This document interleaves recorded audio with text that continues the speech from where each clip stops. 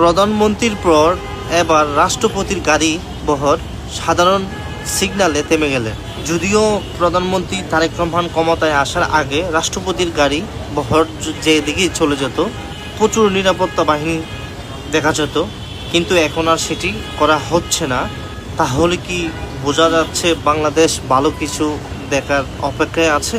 আমরা চাই দেশের জনগণের স্বার্থে যে কোনো ধরনের ভোগান্তি যাতে রাষ্ট্রপ্রধানের থেকে না আসে। এইভাবেই চলুক আমাদের রাষ্ট্র, আমাদের জনগণ, আমাদের বাংলাদেশ। তাহলেই ইনশাআল্লাহ এগিয়ে যাবে আমার সোনার বাংলাদেশ।